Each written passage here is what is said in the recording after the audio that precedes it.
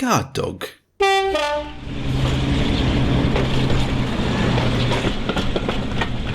A weary groan echoed through the workstation one evening. Sir Topham Hatt had made a purchase for a new engine. His name was Barry.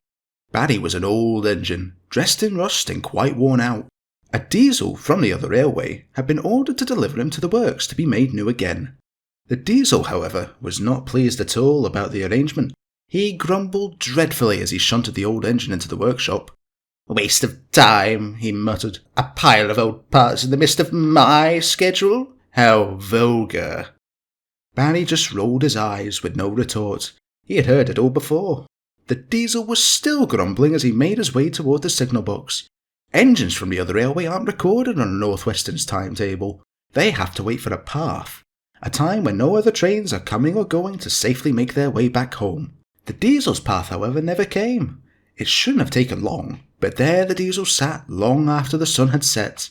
Barry, far behind him, called out to make conversation.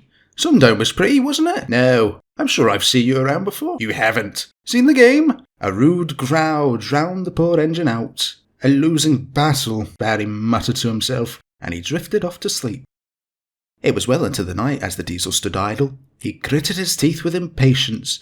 "I can't be kept waiting like this," he droned. "I have far more important things to do than play statues."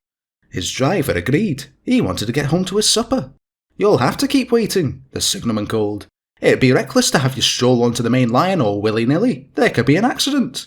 The diesel sulked in response. Just then the telephone rang. The signalman turned to answer it. "Now's our chance," whispered the driver.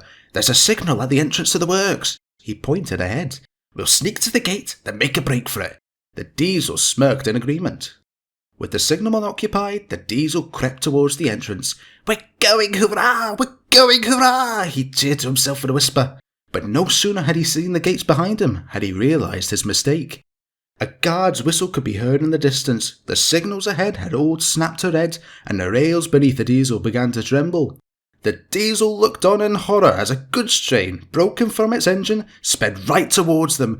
"Oh, help!" the diesel wailed. "I want to get out of here!" "So do I!" his driver cried out as he leapt from the diesel's cab. Unable to move, the diesel clenched his eyes tight. The speeding train battered him back into the works yard, his wheels screeching along the rails. Crew from the works ran out to see all the commotion. Barry, too, shot his eyes open as he saw the diesel coming towards him. The workmen cleared the area. With poor Barry nowhere to run, he braced for impact as the squealing wheels drew closer and closer until nothing happened.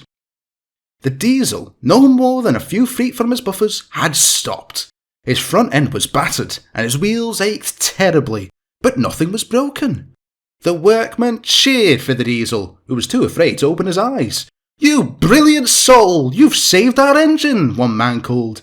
The diesel's eyes opened then. He looked behind him to see Barry overjoyed. A signalman ran over. "Just what were you thinking?" he scolded the diesel. "We don't put signals up for decoration. I'd ought to—" "Stow it!" the guard called out, stumbling out of the brake van. This diesel was incredibly brave. He jumped ahead of Barry like a guard dog and prevented a nasty accident. The signalman looked at the diesel. "Is this true?" he asked. "But of course!" the diesel gritted, forcing a smile. "Goodness, my apologies." The signalman turned to the crew. "Leave Barry for now. We'll have this diesel looking sharp for his journey home. It's the least we could do." It was morning when the diesel left for home. His dents were gone, but he stayed red in the face as he rode past the works.